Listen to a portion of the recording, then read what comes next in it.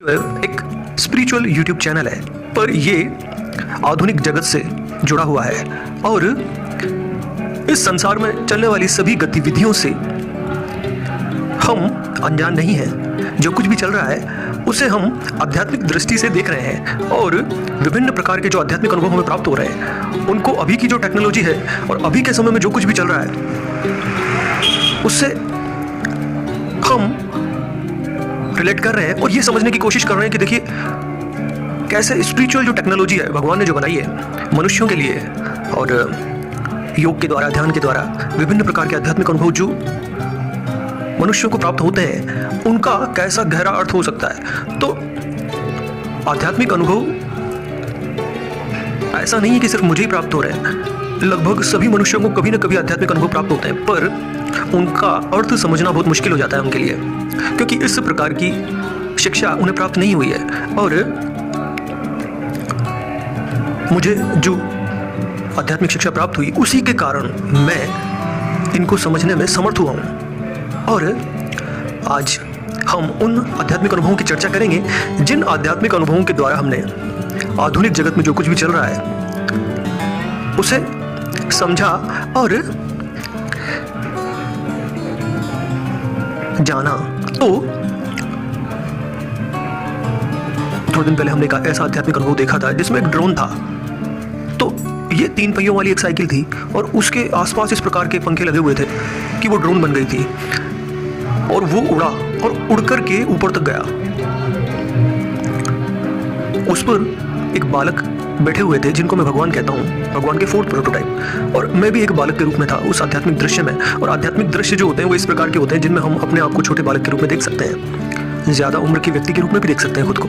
ये पूरी तरीके से भगवान पर डिपेंड करता है कि वो हमें क्या शिक्षा प्रदान करना चाहते हैं। तो मैं उस वाहन पर बैठ गया और देखिए वो ड्रोन उड़ करके उसने पूरा अपना आसमान में एक राउंड पूरा किया और वापस आकर के छत पर लैंड हो गया, उतर गया। फिर देखिए दोबारा से भगवान ने या उस छोटे से नन्हे से बालक ने उस ड्रोन को उड़ाने की कोशिश की। तो मैं एकदम से चिंतित हो गया। मैंने कहा नहीं नहीं रुको रुको रुको रुको। और फिर वो धीरे से आकर के वापस उतर गया और मैंने जाकर के और बालक को पकड़ लिया, नीचे उतार लिया।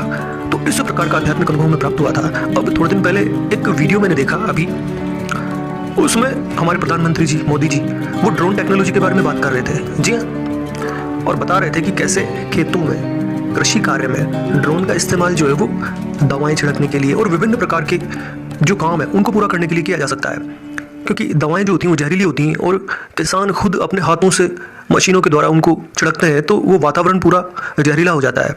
और ड्रोन के द्वारा अगर इस कार्य को किया जाए तो किसान भी सुरक्षित रहेंगे और काम भी जल्दी होगा। तो जो टेक्नोलॉजी है वो ज़िंदगी से जुड़ी हुई है और हमारी ज़िंदगी को बेहतर और आसान बनाने के लिए वैज्ञानिक लगातार प्रयासरत हैं। फिर ड्रोन टेक्नोलॉजी का इस्तेमाल हमारी सेना करती है और धीरे धीरे करके इस प्रकार के विकसित ड्रोन बनाए जा रहे हैं जिनमें मनुष्य या इंसान जो है वो अपनी यात्राएं पूरी कर सकेंगे। और विदेशों में जो विकसित देश हैं वहाँ पर ड्रोन के द्वारा विभिन्न प्रकार के जो सामान हैं, कोरियर हैं, उनकी डिलीवरी शुरू हो गई है। और खाने की वस्तुएं हुई, कोरियर हुआ, ये सब ड्रोन के द्वारा डिलीवर होना शुरू हो गया है पूरे शहर में। इससे ट्रैफिक से भी बच जाते हैं और जल्दी और सही समय पर गर्मा गर्म भोजन जो है वो पहुंचा दिया जाता है। जल्दी से जल्दी कोई भी कोरियर या डाक पहुंचा दी जाती है। तो ये टेक्नोलॉजी अब व्यवहारिक रूप से काम में आने लगी है। हमारे देश में जो इसका सही सदुपयोग है उसको लागू करने के लिए सरकार भी प्रयास कर रही है। तो हम जिस प्रकार के आध्यात्मिक अनुभवों की बात कर रहे हैं तो उसी प्रकार की टेक्नोलॉजी हमारे देश में विकसित की जा रही है और लगातार इस प्रकार के प्रयास हो रहे हैं। हम अपने आध्यात्मिक अनुभवों के द्वारा इन बातों को समझने की कोशिश कर रहे हैं कि कैसे हमारे आध्यात्मिक अनुभव व्यर्थ नहीं है, उनका कोई न कोई अर्थ अवश्य है और असली जिंदगी में हम उनका मतलब समझने का प्रयास कर रहे हैं। तो अब हम अपने इस YouTube चैनल को धीरे धीरे करके आधुनिक जगत में जो कुछ भी चल रहा है, जो भी टेक्नोलॉजी चल रही है उसकी चर्चा शुरू करेंगे और ज़्यादा से ज़्यादा विज्ञान और टेक्नोलॉजी के माध्यम से हम अपनी बातों की सत्यता प्रमाणित करने का प्रयास करेंगे। तो देखिए, सारे संसार में कहा जाता है कि साइंस इज गॉड, जबकि सच यह है कि गॉड इज साइंस। जी हाँ, भगवान जो है उन्होंने साइंस को बनाया है, और सारे संसार में जो कुछ भी चल रहा है वो सब कैसे परमात्मा की ही लीला है, ईश्वर की ही लीला है। तो ये बातें हम यहाँ पर समझने का और उनको अभिव्यक्त करने का प्रयास कर रहे हैं, और ये एक ऐसा साहसिक प्रयास है जो मैं यहाँ पर कर रहा हूँ। और अब